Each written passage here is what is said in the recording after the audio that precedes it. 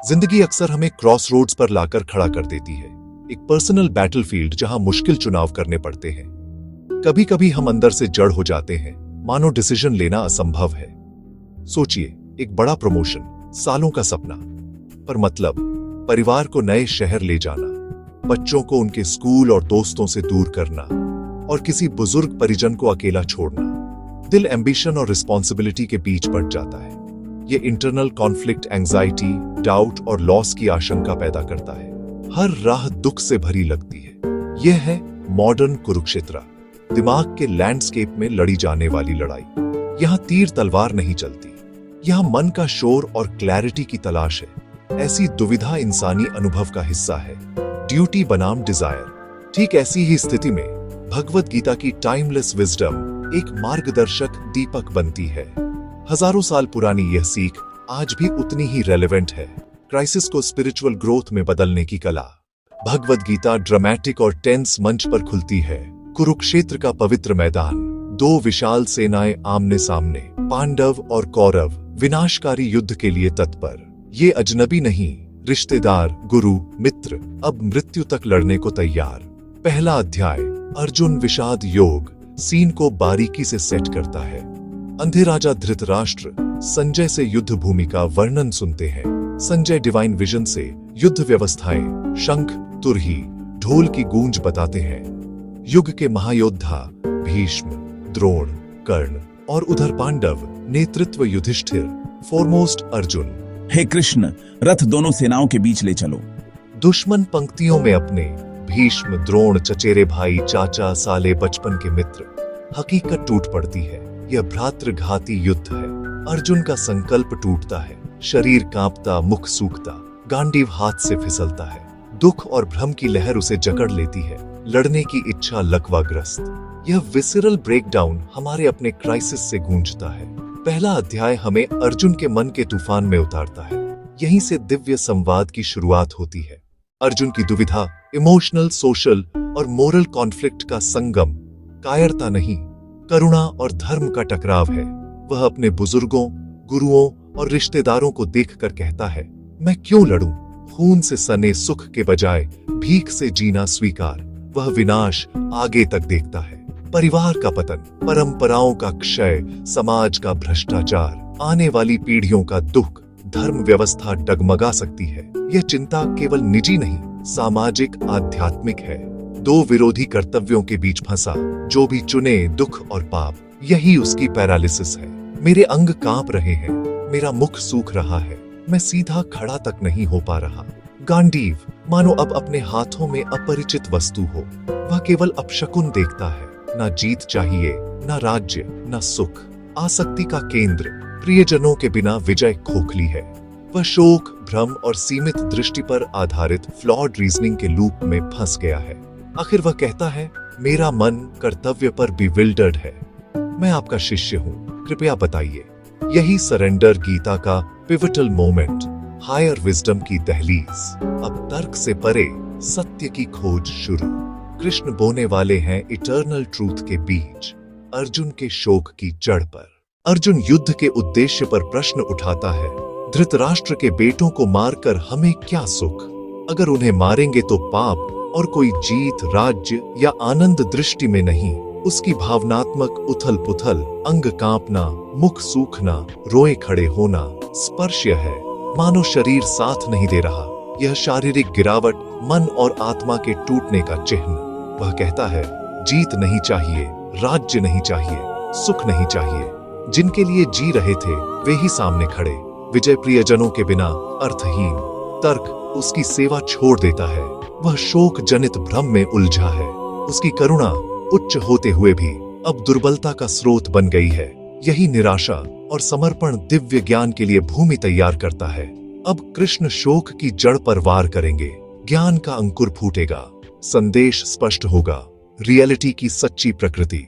दूसरा अध्याय, सांख्य योग, प्रारंभ। दूसरा अध्याय, सांख्य योग में कृष्ण श्रोता से दिव्य शिक्षक बनते हैं।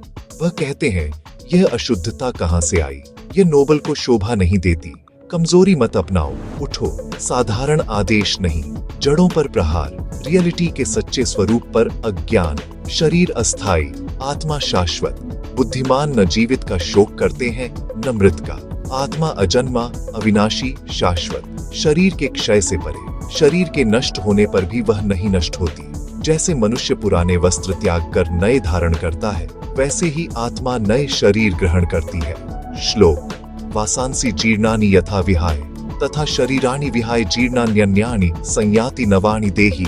अर्थ: पुराने वस्त्र छोड़ नए धारण की तरह आत्मा पुराने शरीर छोड़ नए में प्रवेश करती है। मृत्यु अंत नहीं, एक संक्रमण है, आत्मा की दीर्घ यात्रा में स्वाभाविक बदलाव। यह समझ शोक को कम करने का पहला कदम है।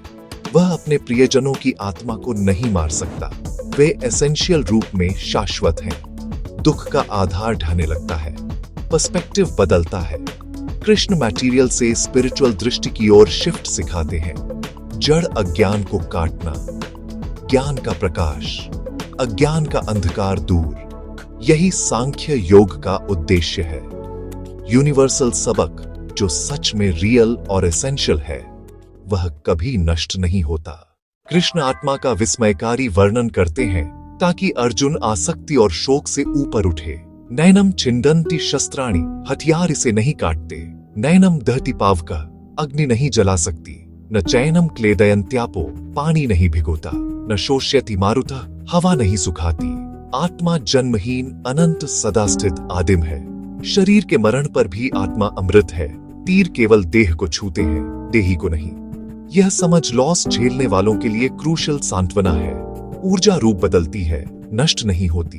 वैसे ही आत्मा जन्म मृत्यु देह के लिए अनिवार्य, सुख दुख, गर्मी ठंडक, सब में समता, स्थित प्रज्ञ, समत्व का अभ्यास, भीतर स्थिरता। हमारी असली पहचान आत्मा है, न कि नश्वर देह या चंचल मन। देह आइडेंटिटी भय, चिंता, बुढ़ापे, रोग, मृत्यु से बांधती है। आत्मा आइडेंटिटी मुक्त करती है। कृष्ण का सार्वभौम प्रश्न: मैं कौन हूं? नौकरी, रिश्ते, रूप? नहीं, टाइमलेस कॉन्शियस स्पिरिट। उत्तर: हम आत्मा है, अविनाशी, प्रकाशमय, साक्षी। दर्शन की नींव रखने के बाद कृष्ण आते हैं अभ्यास पर। कर्म योग, कर्तव्य का मार्ग। अर्जुन का स्वधर्म, धर्म युद्ध में लड़ना, कर्तव्य से पलटना, बदनामी और बड़ा दोष, सम्मानित जन के लिए अपयश मृत्यु से भी बुरा, कायरता की छाया जीवन भर। पर कृष्ण कर्तव्य को सामाजिक बंधन से ऊपर उठाते हैं। निष्काम कर्म। श्लोक: कर्मण्येवाधिकारस्ते मा फलेषु कदाचन मां कर्म फल हेतुर्भुर्मा ते संगोस्त्व कर्मणि। अर्थ: कर्तव्य करो, फल से आसक्त मत हो, फल कारण मत बनो, अकर्मण्यता से आसक्त मत हो। लक्ष्य: एक्शन की गुणवत्ता और निष्ठा, फल की चिंता का त्याग। जीत हार, लाभ हानि, सुख दुख, सब में समत्व, यही स्वतंत्रता की कुंजी। फलासक्ति हमें अपेक्षाओं का गुलाम बनाती है। डर, तनाव, निराशा। डिटैच्ड एक्शन मन को मुक्त, क्लैरिटी, पर्पस, इनर पीस। ऐसे कर्म से मन शुद्ध, कर्म प्रतिक्रियाओं का संचय रोका जाता है। निस्वार्थ सेवा, बिना निजी लाभ पूजा बन जाती है। हर कार्य समर्पण। अर्जुन धर्म हेतु लड़े, न नफरत न राज्य लालसा, तो पाप नहीं। दुनिया में रहकर भी उससे न उलझना। डायनामिक एंगेजमेंट, भीतर शांति, यही कर्म योग। समर्पित कर्म, निरासक्ति, समत्व। ये सबक प्राचीन रणभूमि तक सीमित नहीं, आज के जीवन के लिए व्यावहारिक मार्गदर्शन है। एग्जाम का डर, अपेक्षाओं का दबाव, भविष्य की चिंता, अर्जुन सी निराशा। निष्काम कर्म, फल भय छोड़, समर्पित अध्ययन, मन शांत, सफलता की संभावना अधिक। ऑफिस का कुरुक्षेत्र, लाभ बनाम नैतिकता। धर्म बनाए रखो, परिणाम जो भी हो। इंटीग्रिटी के साथ एक्ट। तारीफ, डांट के लिए नहीं, क्योंकि यह सही है। शोक के समय देह अस्थाई, आत्मा शाश्वत। ये ज्ञान दृष्टि बड़ा करता है, दिल संभालता है। सबसे बड़ा रणभूमि मन। स्थित प्रज्ञ बनने के औजार: स्वचिंतन, आत्मबोध, डिटैच्ड ड्यूटी। काम, रिश्ते, निजी चुनौतियां। उतार चढ़ाव में संतुलन और लचीलापन। ज्ञान अज्ञान से, आसक्ति मुक्ति से, सेल्फ नॉलेज और राइचस एक्शन की रोशनी तक। सरल पर गहन। समझो क्या शाश्वत है, क्या अस्थाई, और भीतर की स्थिरता से कर्म करो। निःस्वार्थता से कर्म, भीतर शांति, बाहर प्रभाव। अर्जुन कृष्ण वार्तालाप, एवर रेलेवेंट मार्गदर्शक, हर सिंसियर सीकर के लिए उपलब्ध।